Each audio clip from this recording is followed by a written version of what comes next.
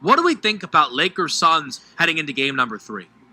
Yeah, Lakers righting the ship in Game 2 after a nice win by the Phoenix Suns in Game 1 as they enter into the Staples Center. You're right, it's a unique environment here because from a team that has won so many championships, it's like saying, hey, the Yankees haven't been at home in about 9 or 10 years in the playoffs. Like, wait a second, look at all the championships they won. That has to be an error, but it's not. LeBron James getting to perform in front of the home crowd for the first time in probably more crowd, or I should say, since the pandemic started here. There have been some fans out at the Staples Center, but obviously there will be much more tonight for the playoffs. And how does that play into it? Is that already baked into the line at -7? When I look at that number, Kevin, I'm going to ask you this question.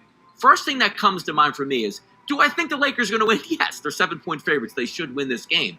But I got to tell you, a little sneaky intuition here that the Phoenix Suns are game in this one, and it's not a rout from start to finish with a 20-point blowout. But being a LeBron backer yourself, Kevin, am I thinking the wrong way here?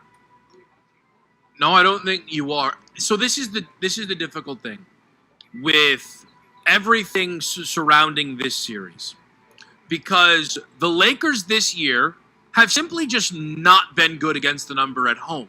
They're 14-23 overall, and like every time they were laying a big number at home, it became very easy for me, even if I wasn't excited. I was like, tonight you take the points with the Thunder or whomever it was that was coming to town, and that would so often seemingly be the right play, even if the Lakers would win the game.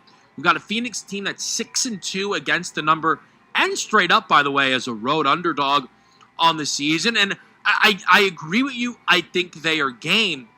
The two things that are on my mind, though, with this, one is, I think one of the two games, it feels like there's just going to be this moment, crowd shot, 5 minutes left. LeBron just hit another 3. The crowd is going bananas. It's a 14-point lead. Game is done, and you can just, all right, we're done here. I don't know which of those games it'll be. Maybe it could be a game number 6.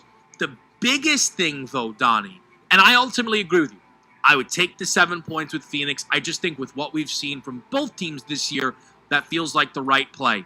How much of this line is bookmakers thinking that the Lakers are 7 points better? How much of it is a home court boost? And how much of it is a shift in how they power rate the Phoenix Suns?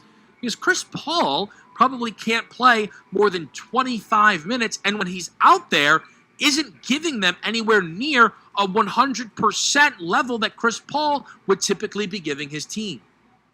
Yeah, Chris Paul in some big spots here, getting injured at seemingly at the wrong times, or should I say the worst times here. We're taking a look at a total in this game also, Kevin, of 210 points. I have a slight lean towards the over in this one, but you're right. All systems go for the Phoenix Suns. They're a really good basketball team. But Chris Paul operating at about 50% of his capacity, what he typically can give you on the court for the Suns, doesn't look good here tonight. I look for the Lakers to win, but it still is interesting to see the Lakers coming in as the much lower-seeded team, favored by 7, and it's a 1-1 series. It's not 2-0. It's 1-1 here. I think Phoenix puts up a pretty good fight here. We'll know right away in the first and second quarter, Kevin, what the deal is going to be for this game.